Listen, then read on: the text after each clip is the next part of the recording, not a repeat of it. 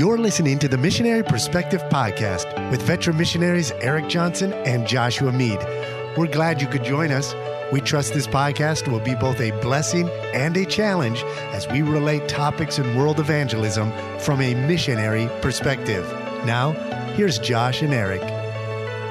Well, welcome to the Missionary Perspective Podcast. We're back again. I don't know if this is season 2, 3, 2.2, whatever we want to call it, but Josh, there is probably not a subject matter that I'm more excited about that does not have to do with the Bible than talking about food. We're going to talk about food today. I'm excited about this. What's on the menu? That is the question for today. And there are very few topics that will get pretty universal excitement and passion than the topic of food. And I think as a missionary, food is such an integral part of your cultural identity, of learning about your country. So today we're talking about all things food. Now, what'd you have to eat today, Erik? Did you already have lunch? I did. I had lunch. My wife made some great, it's a chicken and rice dish that's very similar to the Dominican here with a spinach salad with, let's see, she had almonds and grapes, and it was a very good lunch. Excellent. Yeah, we were out this morning. We're in Michigan right now.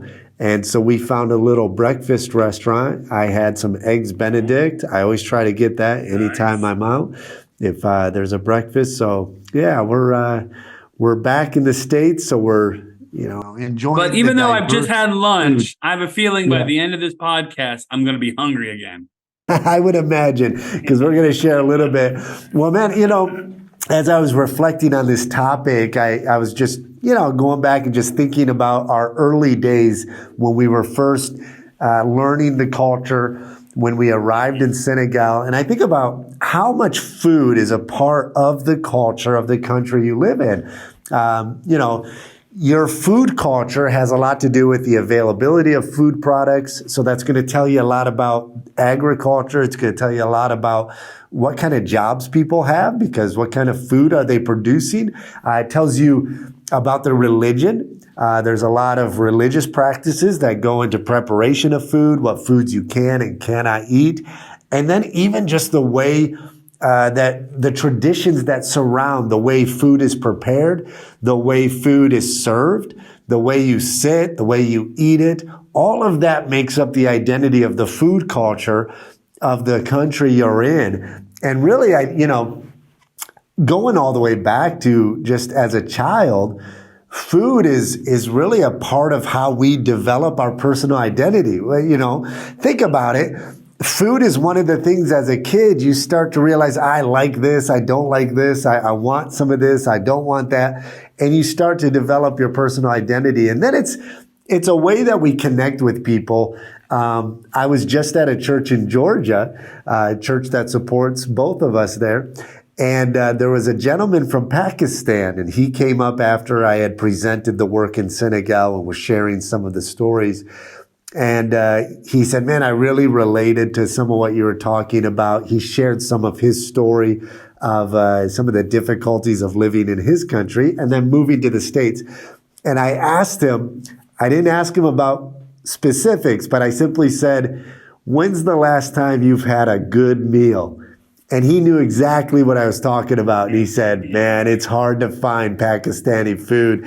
And, here. And his whole demeanor changed, right? Once he started talking about his home country's food and all of that. So I think food and culture will teach you a lot about food, the community. I tell missionaries, when you first get to a field, pay attention to how it's eaten, pay attention to how it's prepared, how it's served, because and we'll get into a minute kind of our, unique experiences we've had. But I think that food is not just an aspect of your physical growth. Obviously, you need to eat to survive. But there's a lot of social and spiritual growth that goes into it. And we'll share some of Senegal's uniqueness with how food plays a role in that. But you look at the ministry of Jesus, how much did Jesus' outreach with people revolve around meals and feasts and things like that, right? And so how important is, in your culture, how important is national dishes and food? How does that play a role in daily life where you're at? Yeah, definitely Dominicans have their particular food that they like. There are routines.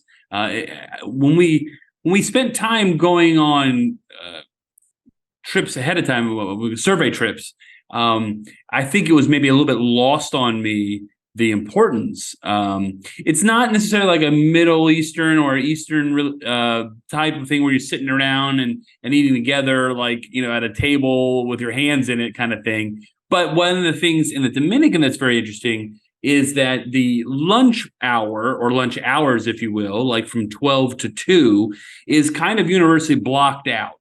Most businesses between 12 and 2 are closed. People go home, and they're not necessarily eating for 2 hours, but it's kind of that 2 hours.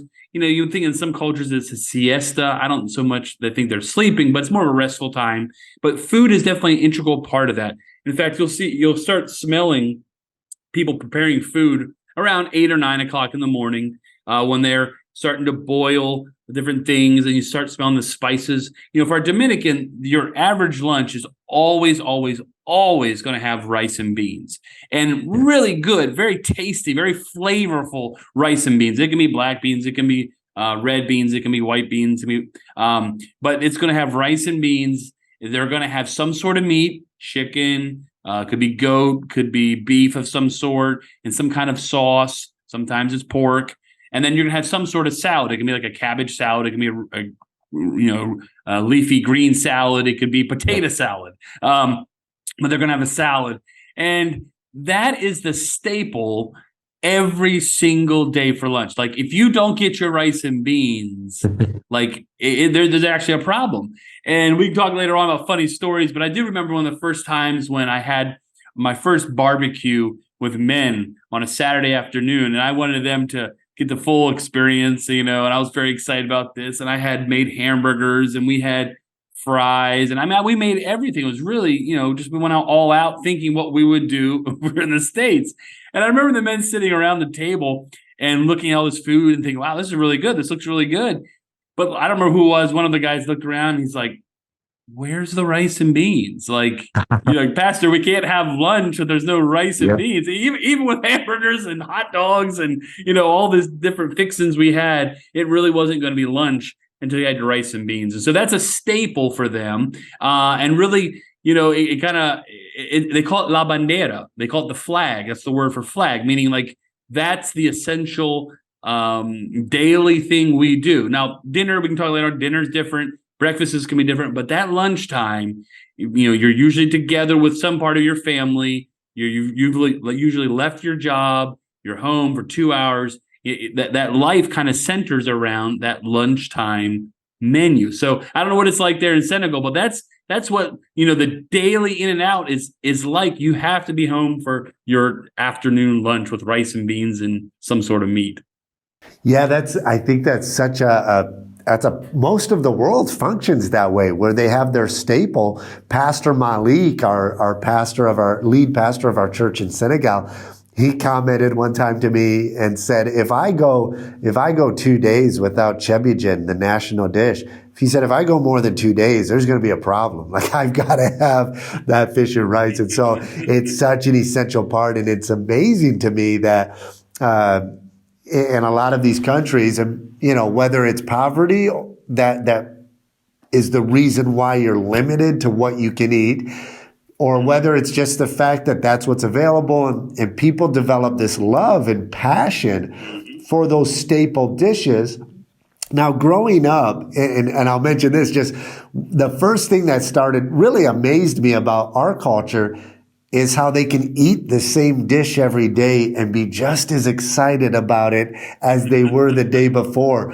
And, kids will be like, what do we have? Neighbor kids, what do we have in Chebbijen? Fish and rice. Yes. And then the next day, what do we have in Chebbijen? Yes. They're so excited about it. And so there's a lot of, national pride to it, cultural identity, your cultural pride. that I think is really important. But so growing up, let me ask you this. Growing up, did you, as an American, did you eat a wide variety of different types of food? I know I did. My mom is a wonderful cook, and she made all sorts of different dishes. So I grew up with this isn't a staple for the Mead family.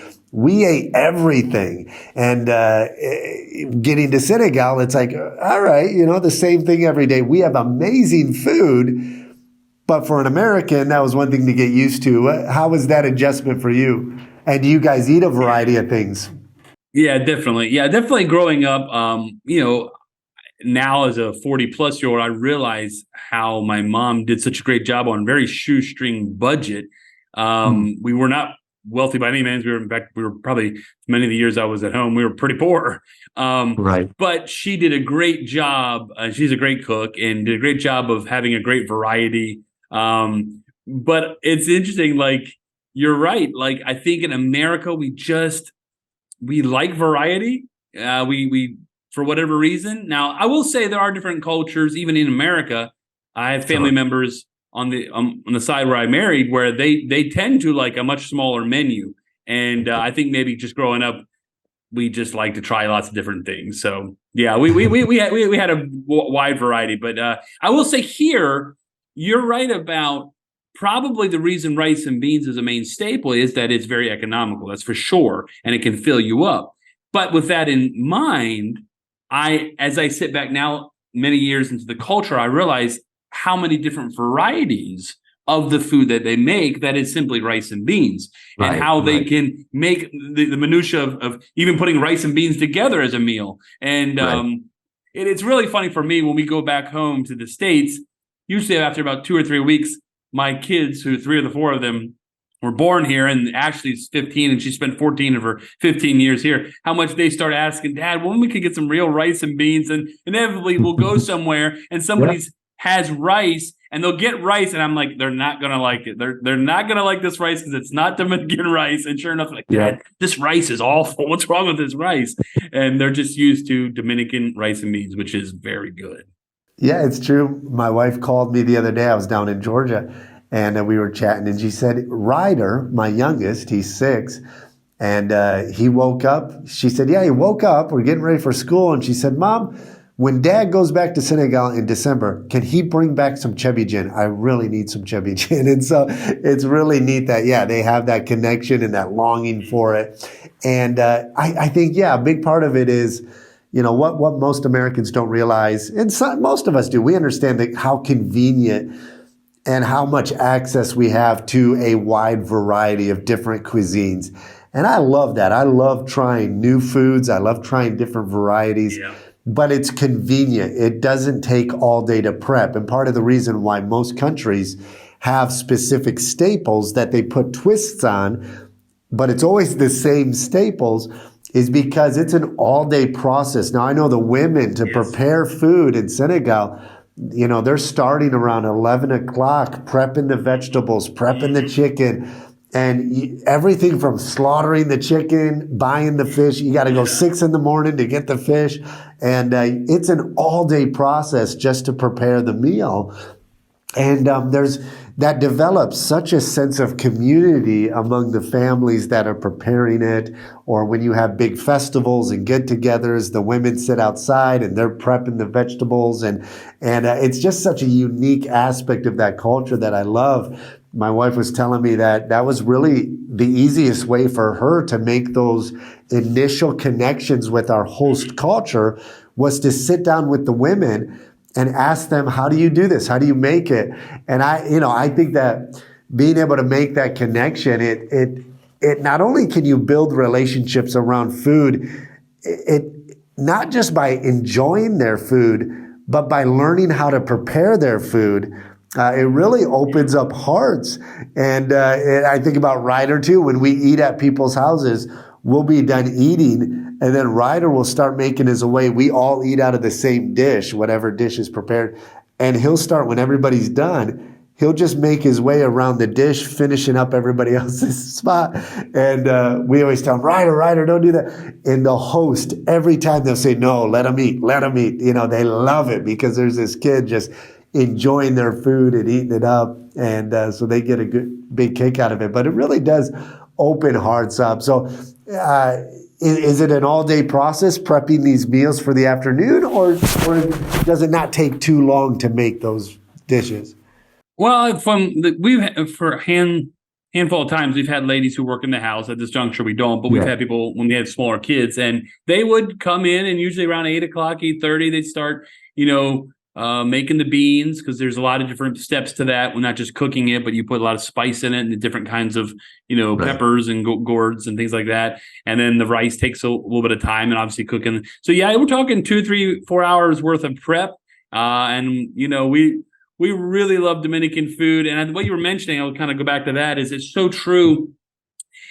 Church members really want us to be pleased, Holly and I, and us to enjoy their food. But it goes up another level when our kids come over and really like their food. There are different things Dominicans make here. It's it's a soup, but with lots of different kinds of vegetables and meats in it, called sancocho, that our kids absolutely love. And I'm thinking of a time when people have invited us over and our kids are getting second and thirds. And normally we wouldn't let our kids do that, but because it makes those people so proud, that's something that they take a great pride that the American kids are there and they love them. And there's something else really, really neat at Easter time called habichuelas con dulce, which is just sweet beans. It's like sweet beans and like a bean soup, and it's chilled. Sometimes it can be warm, and it doesn't sound like it would be really awesome, but it's got like cinnamon and stuff. But it's great. I mean, the 19-year-old Eric would never think that the 46-year-old Eric thinks that's really great. It's really great, a delicacy at Easter time. And so it's one thing when we like it as the missionary, we've chosen to be missionary. It's the other thing when our kids who've grown up with it love it, and they it really gives them that connection to the culture, and the people really respond well to that. Yeah, certainly. And my first experience with that was back in college when I was in Canada. A guy who would poutine and all the other different dishes. Pierogies, for example. One of the first week we were there, they served pierogies, and I had never heard of a pierogi. And I thought, what is a pierogi? And there was a roommate of mine who was Dutch background, and he had a passion for pierogies. And he just starts going into the history of pierogies. He talks about where they're from and all this and that. And I'm just standing there stunned by this 15-minute monologue he's giving about pierogies. And then another friend of mine standing there said, Josh, it's just kind of like cheese-filled potato, like pastry things. And I go, oh, okay, that's all I wanted to know. But in another time, we were invited to another friend of ours. He was taking college courses. His name's Tuan Bui. His wife is Kim Phuc. They're from Vietnam. She's pretty well known. She was the girl in the photo when her village was bombed with napalm. It burned her pretty severely, and God has given her a national platform. She travels around and speaks about God's forgiveness and love. Well, they invited us over, and they were able to get their grandparents out of Vietnam and over into Canada. Her parents owned a Vietnamese restaurant in Vietnam. And so they prepared this massive meal for my friend and I when we got to their house. And a delicious, authentic Vietnamese food. It was amazing. So as a young college student, man, I'm just down in it. I'm eating and eating and eating. And I'm probably on my third bowl. And my friend who was with me, he was barely touching his meal. He's kind of, eating a little bit. But he was asking the grandpa all these questions about his testimony, about life in Vietnam, how he had gotten out. And it was funny because as I'm eating, I'm not the one asking the questions, my buddy is, but the grandpa is just loving it that I'm enjoying the food. I'm over there just, oh, this is so good. So he's answering the questions, but he's answering me. He's watching me. Like he's sitting next to me, just loving it. He's got this big smile on his face as I'm eating it. And my buddy's on the other side of the table asking the questions, but he's responding to me because he's like, yeah, this kid, man, he loves our food. And so that really stuck with me that, man, you show a genuine appreciation for their culture, for the food where you're at. And it really goes a long way to making that connection. Let me ask you this. with the food and the culture, are there any faux pas? Are there anything you're not supposed to do when you eat? Okay. Sit down a certain way or start, or what are some with traditions? What are some things you're not supposed to do when you eat? It's interesting. I would say Dominicans, especially like when you go to restaurants, my wife gets on me. She's like, you eat so much like an American, like you just kind of attack your food, you devour it, especially if you're eating like a sandwich, maybe more in a fast food setting. Dominican, you'll see them, they'll eat very properly out of like what you would call, like if you're having a chicken sandwich or a hamburger, they won't be touching the food with their hands. They'll be using napkins, or they'll be using the covering of it. And they're very well mannered when they're eating. And I say that because maybe I'm just not. And my wife's always like, "You're a barbarian, stop eating like that." Especially heaven forbid I get a chicken wing. Then she doesn't even want to be around me. And so I would say, yeah, they're very much they're very mannerly when they eat. But I can't think of any necessarily faux pas that are coming to my mind. What I will say is very interesting is a lot of times in America we would be in a setting, let's say we're at a barbecue where someone's cooking something on a grill, and we might have some appetizers out on a table or whatever, and you're eating whatever. But usually the way we would do it in America is we gotta wait for them to finish what's on the grill, bring it in the house, and everyone decides to sit down and eat. It's not really how they do it in the Dominican. Even in pretty affluent homes I've been in where they're cooking at the grill, you kind of the guy cooking, if you're the guest, will kind of make you something to try this, and you're kind of trying as you go. So everyone kind of congregates around the grill. It could be the nicest house in the neighborhood with this ornate, eating area, but you're probably going to eat out by the grill. And if you're not paying attention, you may not get some of the good stuff. So it's funny the little differences you find. Yeah, certainly. You're talking about manners and everything. In Senegal, you have one dish, and so you have your section where you eat out of.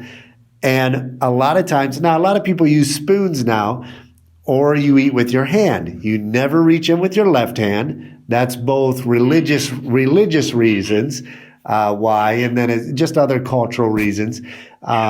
So what I found interesting, because at first I thought, man, you must be spreading a lot of germs, even with a spoon, because you eat your food, but then when you want a piece of meat or a piece of sweet potato or a piece of cassava root, you reach over and you break it, you take a piece off with your spoon and then bring it to your section.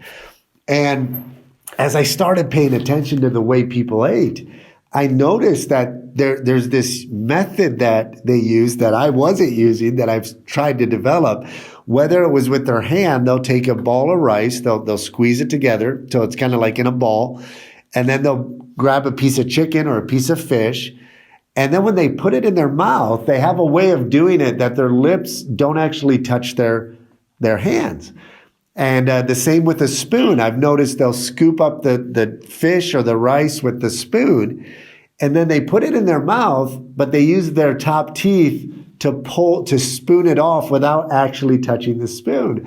And so there's less cross-contamination as you're serving and grabbing, different things. One thing they'll do is the hostess will always serve the meat, and that she will cut it up, portion it out to everybody. And usually the guest, if you're the guest of honor, they're going to give you half of the meat or half of the fish. They'll put it in your section. Now, the proper thing to do is to take it and put it back in the middle, and then they'll put it back. You do that, you'll go back and forth a few times. And then once, maybe 3 times when you have that big portion, then you can take a chunk off of that after a few minutes, take the chunk off that you want, and then start passing it around. Sometimes they'll give you all of it. If it's a poor family, they have very little protein on there, and so they'll give you all of the meat. And you'll accept it, but then you wait until about 10, 15 minutes in, then you take off your little portion, and then you put it back and trade it around. Wow. And then once, the longer you're there, then, I start serving other people after a certain amount of time.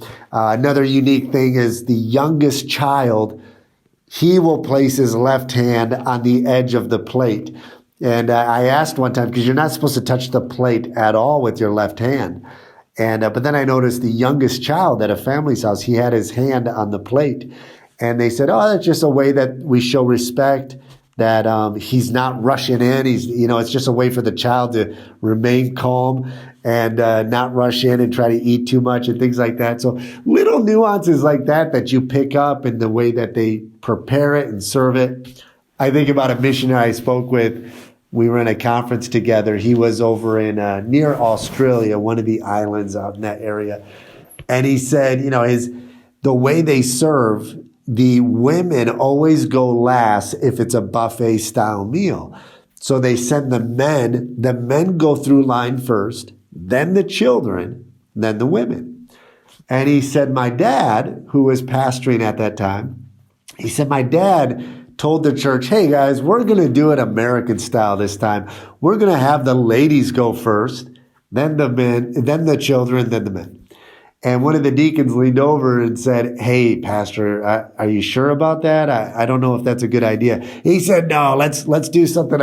This is the way we do it in my country. And he had been there a long time. And so he said, we're going to do it this way today. They said, okay. The women went through and there was no food left. They took it all. But it's because the reason they go last is because they clean up what's left. They finish the food. So everybody takes what they need. Nobody goes back for seconds. They take what they need and then the women clean it up. And so I thought he said, well, I never did that again because there wasn't enough food for everybody else. So little things like that you pick up on that are important to the culture and to eating.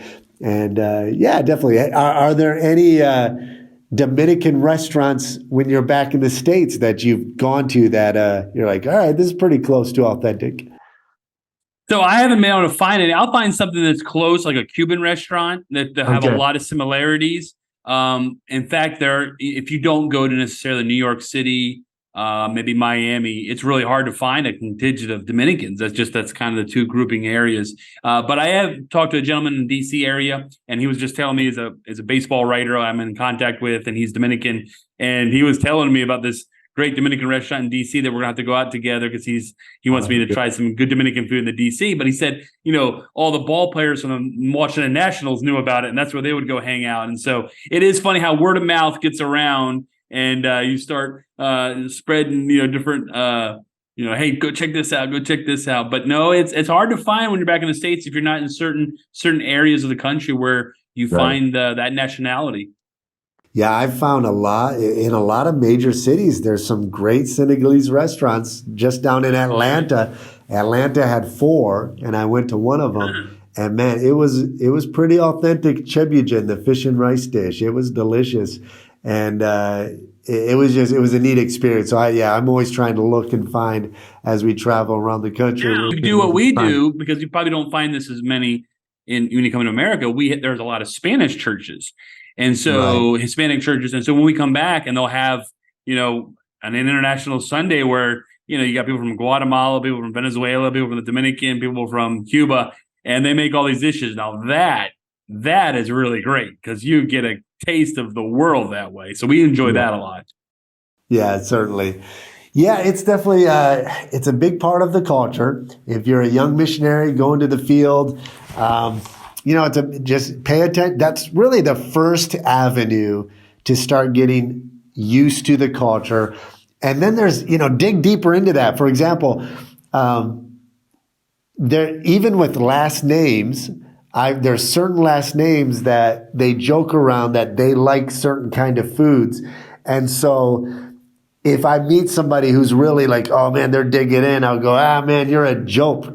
Jope is one of the last names, and the Jopes love chebujin. And so there's different last names you can play around with, and you can, because one time when I met a guy, he said, it was just a stranger I met in the street. We were talking. He said, what's your name? And I gave him my Senegalese last name. He went, you really like to eat. And so I said, and you really like to, and so we went back and forth with each name kind of has a stereotype tied to it. And that's a lot of fun. Malik will always say with the chebujin, now when we eat it, we ask the lady who prepares our national dishes, to use less oils because they put a lot of oil in the prep. And so Malik says it's not real chebujan, it's not real fish and rice unless you reach in there and you squeeze it and the oil is just running down your hand, and you're licking it off your finger. And it's a little bit too much oil for me, but we enjoy it nonetheless. I was going to throw something in there too that you're talking about new missionaries. And I had to learn this is that it's very common for the Dominicans when you go visit them as a pastor to have something for you, even if they didn't make it, even if it's just crackers and cheese and, ham or something. It's very proper, even for the poorest people who don't have any money to send out to go get a Coke for you, or because it's a way that you're hospitable in their culture. And one of the things I learned, especially even when they're making that you show up close to lunchtime or whatever, you need to eat some. Like, you need to eat something. Like, it's, in America, we're like, oh, no, thanks, don't worry about it. And there's something Americans are like, all right, he doesn't want it. We accept that in our culture. You offer, but if someone doesn't want it, they don't want it. It's fine.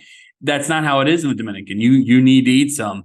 And I remember one missionary teammate of mine was there at one time when we were in a very poor person's home, and I am not really sure how well they prepare their food. And I would imagine it's nowhere close to how we would prepare food. And I looked at him, I was like, you got to have some, man. You got to have some. I was like, don't throw it up, and you got to eat some. And he did a good job. Yeah. I was really proud of him. And by the end of it, he's like, that was pretty good. I'm like, yep. And we'll pray all the way home that we don't have any issues. But you really are going to be offensive if you don't receive their hospitality in a kind way. Yeah, it's such a big part of so many cultures is expressing that hospitality through food and serving. And it's the same thing in Senegal. Even if they run to the boutique, the corner little market and grab a Coke or grab something that they could present. And Senegal is a country, they call themselves the country of Teranga, which is a Wolof word for hospitality. And that the deepest expression of that is in the food. It's such a communal event. It's how you build relationships. After you eat your meal, the men go off into another room, and then they start the preparation of what's called a taya, or tea. It's tea. It's a green tea with mint, and they do 3 servings of it, and it gets they add more sugar, and the mint gets stronger as it goes. And they just have a special way of preparing it and pouring it. And there's always one of the guys who will prepare it, and then they pass around the little glass. You take the shot of it. And it's just a way to continue that as you're digesting your food, keep the conversation going. And you learn so much as you take those couple hours in the afternoon and you just sit down with people and you talk. And there's so much you can learn during that time. And so if you're a young missionary, definitely embrace that part of the culture of just slow down in the afternoon, enjoy a meal, enjoy that hospitality, learn to become hospitable that way when you receive people. Our director, Eric Bowman, he said, hey, your home needs to be a place where you are, where you can have a haven, a getaway, but you also want to have an area where you can receive people. And so whether you have an area where you minister, where you can set it up to where you can receive people, serve tea, serve a little, crackers or something. When we built our building, we built it to look like a house. And in the middle of our house, we live on the second floor, but nobody really comes up to our apartment, but we receive people on the first floor. We can serve them tea. We can sit down. We have couches laid out. We can sit down, bring out some snacks. Julie comes down and serves, some snacks or things like that. If you walk into a grocery store and it's lunchtime, the staff will be sitting around a bowl, eating on a bowl on a mat on the floor. And they'll say, Kai Lek, come eat. And they're serious. They'll clear a spot for you. And you'll go on, Lek nares akjam. I've already eaten, but may you have a good digestion, But they'll invite you in and sit down and you eat with them. And I've learned that, man, when they clear a spot for you and you want to make a connection, you sit down and eat with them and you're friends for life. Even if they're complete strangers. Yeah. And so, embrace that part of the culture. Let's close with this. Is there anything that you ate or any part of Dominican cuisine that you're like, I don't know if I can do this, but you went ahead and did it? Or is it pretty? There's tons of Dominican food that I don't particularly love. Now, that's the great Yeah. thing is there's so much of it that I do like, but I mean, Right. they have so much. One of the things I'll just say that I always see that they love plantains here, and they make some great plantains, whether they chop it up and fry it, which is like, almost like little discs. It's really good. Salt's kind of like a fried potato. They also do sweet plantains, which is awesome. But what they also do is they have green bananas and they boil them, and they're not any good, and they're awful. And that is something they really like. And that is that. I mean, I've embraced 90% of their food and their culture, but that is just one of the things. That and like radish potato salad. It's it's the worst. So, I mean, there's things that you don't like, but most people have a couple of things they don't like. And the majority of it we just love, especially someone who likes fried foods. I love fried foods. I love chicken and rice and all the stuff they have. But there's a few things that are just like, no thanks. Yeah, there's nothing in Senegal. One of the advantages of being a Muslim majority country is they don't eat bizarre foods. And so there's really nothing in our country that I've been like, I don't know if I can eat that, or I don't know. We had the Medical Mission Outreach brought a team out last March. And we went out to eat at a restaurant, and a girl ordered fish, and they bring out the whole fish head and everything. And we told her, now it's a custom here. You have to eat the eyeballs. You have to do it. It's part of it. Otherwise, they'll be offended. She's like, really? And she just about put it in her mouth, and we said, no, you don't have to. She said, I'll go ahead and try it. And she popped that eyeball in her mouth and bit into it. It was she went, okay. But anyways, we don't really have any weird traditions. Then what would you say is your favorite thing? I know they have their main staple, but what's something you get there that you say, man, this is my favorite. I like this. So for a meal, my favorite is mafe, which is it's Senegal. It's a staple in Senegal, but I think it comes from Mali, which is a country next to us. But it's a peanut butter sauce with a tomato base that's mixed in together. You wouldn't think it works. A lot of Hispanic dishes incorporate peanut butter sauce. There's a lot of Thai dishes that incorporate it. It's delicious when it's mixed in. It's kind of like a stew. You throw everything: sweet potatoes, regular potatoes, carrots, braised meat, and sometimes the meat can be real tough. So they pressure cook it first, then they grill it. Then they throw it in this stew and let it simmer for an hour. And it's an amazing dish. I love it. And so I could eat that every day almost. It's really good. But we enjoy all the dishes, and our kids really enjoy it too. And I want to hear what your favorite dish is. And then, but also, I think it's good to balance as well as a missionary. Some of your food from your home, what American food, and is that accessible there? So maybe share a little bit about that. Yeah, so Dominican food, we've talked a lot about it. While we're having a regular, normal Dominican meal, rice, beans, chicken, salad, things like that, there's a little thing they call arepita, which is basically just like a fried hush puppy.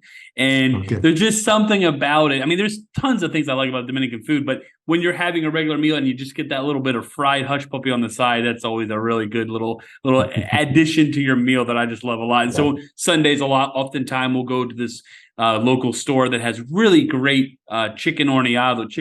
We call it horneado, is I can't think of the word, not grilled chicken, rotisserie chicken. Right. And it's always a little bit more exciting when I come home with some of those little fried hush puppies. But that being said, we still do a lot of cooking at home. And to be honest, we don't cook a lot of Dominican food at home. We have when people who worked in the house did. And the truth of the matter is Dominican food is actually very inexpensive. So frequently we actually buy Dominican food plates of the day for literally 2 or 3 plates of the day will fill up a whole family of ours, and that costs less than $15. And so we can eat very affordably and have Dominican food. But we make American food. We make your normal spaghetti and tacos and hamburgers and but some of the things that we can't get here at your normal restaurant or store that I love back home. Number one were chicken wings. They just, for whatever reason, as much chicken as they eat here, they don't know how to make really good chicken wings, or they just don't make them. And there's a particular kind of glaze, like a honey glaze. And so I learned how to make that early on. And so when we have big football games or watching or baseball games, I'll often make a big batch of chicken wings, and the family really loves that. It's a real familial time when dad makes the chicken wings, and it takes a number of hours to kind of get them just right. And then another thing that doesn't take as much time, but we like to do as well, is we make Chick-fil-A chicken sandwiches, and it's a certain kind of grilled chicken sandwich we make. But nowadays you can buy the Chick-fil-A sauce, and so those kinds of things that really make you connect back home. There's something about, especially when you're that third culture kid, that you've lived in this culture, you have the American culture, you have your own culture, that really makes life fun. And I'm sure every missionary understands that. I remember that was one of the first things I noticed when I came here to the Dominican with the missionary family that I stayed with, who ironically the wife had grown up there in Senegal. Hannah Bragg became Hannah Townsley. Right. And I remember how important food was for their daily living. And though they would have their Dominican food, the missionary husband really liked certain American dishes that she would make. And early on, I realized that is a way that you really can still connect with your old life and not feel completely separated from your identity and who you were. And so food is very important in our homes. Yeah, certainly. We do the same thing. We have, we'll do Taco Tuesdays. We do Friday night pizza movie night as a family. And usually our pizza night, and then we'll do at least once a week, maybe once every 2 weeks, we do what we call a Culver's night. If you've ever been to a Culver's, we love Culver's when we're back in the States. And really good hamburgers, and then the concrete mixers. And so we will go and buy some ice cream at a local bakery. It's a homemade ice cream, the vanilla, just delicious. And then the kids, we go to the store, and each kid gets to choose 2 toppings. We take it home, and we blend all that together, and each kid gets their own concrete mixer, and we make the smash burgers or Culver's style burgers. And we enjoy all of that. So it's an important part. And I'll say this, if you're on the mission field, if you're a husband, if you have a wife and a family, and your wife is homeschooling the kids, and she is involved in different aspects of the ministry, be cognizant of the fact that in a foreign field, it takes a lot more to prep a meal. It's a lot harder to just throw something together. And so during COVID, I actually did some online courses on how to cook and do chef.